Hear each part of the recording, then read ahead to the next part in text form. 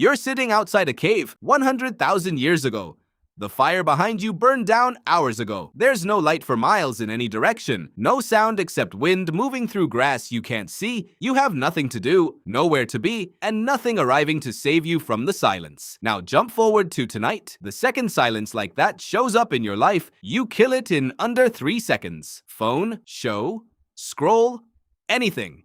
You haven't sat with true nothing for longer than 30 seconds in years, but that silence, the exact thing you spend your entire day avoiding, is what your ancestors sat inside for hours, every single night, for most of human history. And what they did inside it changes everything we think we know about imagination, language, and your own attention span. Let's start with the obvious guess. They played. This sounds too simple to matter, but it isn't. In 2010, archaeologist Francesco De Rico studied a set of shells recovered from Blombos Cave in South Africa, dated to roughly 75,000 years old. Someone had drilled holes through each one and coated them in red ochre. These weren't tools. They served no survival function whatsoever. They were jewelry made by someone with empty hours and nothing forcing them to fill it. The mechanism here is simple. Idle hands don't stay idle. They start making things nobody asked for. And the consequence is the earliest known evidence of human symbolic thought, born from having absolutely nothing else to do. But play alone doesn't explain what came after it. To understand that, you need to understand what boredom actually is. In 2012,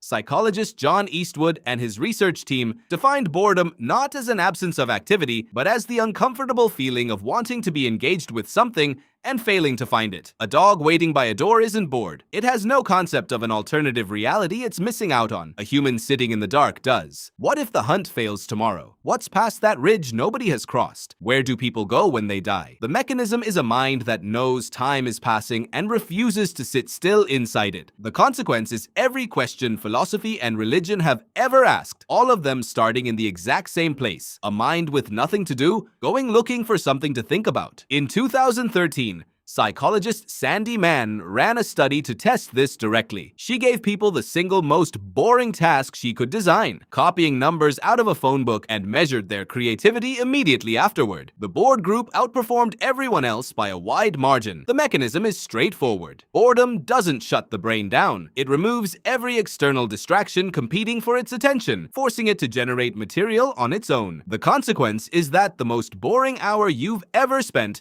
might be doing more for your creativity than the busiest one. Here's where the picture gets bigger. Boredom didn't only happen to individuals, alone, in silence. It happened in groups, around fires, every single night. Anthropologist Robin Dunbar found that roughly 65% of all human conversation, even today, is what we'd casually call gossip. Who did what? What happened to someone you both know? It sounds pointless, but Dunbar argues that language itself evolved specifically for this. Before language, primates bonded through grooming, physical, slow, one relationship at a time. Language let one person bond with an entire group simultaneously. You could tell a story about someone who wasn't even there and still build trust with everyone listening. The mechanism is boredom, giving that story enough uninterrupted time to actually be told. The consequence is the entire foundation of human social bonding, built on nights when nobody had anywhere else to be and nothing else to do. Here's the part nobody talks about. Modern neuroscience has a name for what happens when boredom is eliminated completely from a life. It's called cognitive overload. When every second of every day is filled with stimulation, the brain never activates something called the default mode network, the same system responsible for creativity, self-reflection, and empathy. It only switches on when you're doing nothing at all. Your ancestors weren't wasting those empty hours by the fire. They were running the exact process your brain still needs and almost never gets, because you kill the silence before it can finish the job it evolved to do. So what did people actually do with nothing to do?